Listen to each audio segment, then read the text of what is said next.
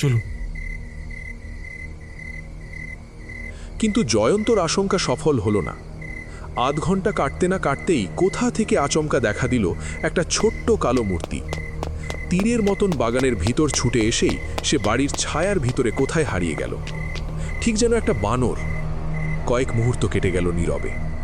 তারপর একটা শব্দ, কে যেন একটা জানালা খুলছে ধীরে ধীরে।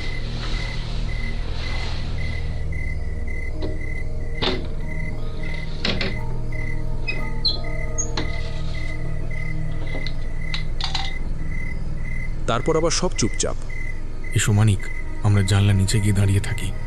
চোর বাইরে বেরোলেই গ্রেপ্তার করব। কিন্তু তারা 2-1 পা এগোবার আগেই বাড়ির ভিতর থেকে আবার হলো সেই মূর্তিটার আবির্ভাব। তার হাতের তলায় রয়েছে সাদা মতন কি একটা জিনিস।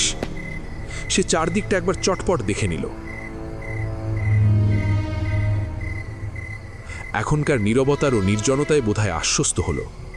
হাতের জিনিসটা মাটির উপরে নামিয়ে রাখল। তারপর জেগে উঠল ফটাফট শব্দ। জয়ন্ত সঙ্গীদের নিয়ে বেগে ছুটে এলো তার দিকে।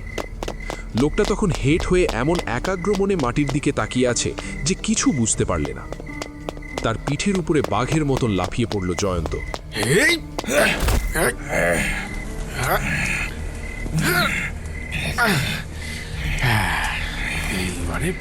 এবং সে কোনো বাধা দেবার আগেই মানিকের সাহায্যে সুন্দরবাবু হাত করা দিয়ে তার 2 হাত বন্দি করলেন। তাকে চিৎ করতেই দেখা গেল তার হাড় কুৎসিত বেলুনের মুখখানা অবিকল সেই ফটোগ্রাফের প্রতিচ্ছবি। জয়ন্ত মাটির উপরে হুমড়ি খেয়ে পড়ল। সেখানে ইতস্তত বিকীর্ণ হয়ে আছে নেতাজির আরেকটি মূর্তির ভাঙা টুকরো। সে একে একে টুকরোগুলো তুলে নিয়ে তীক্ষ্ণ দৃষ্টিতে পরীক্ষা করতে লাগল।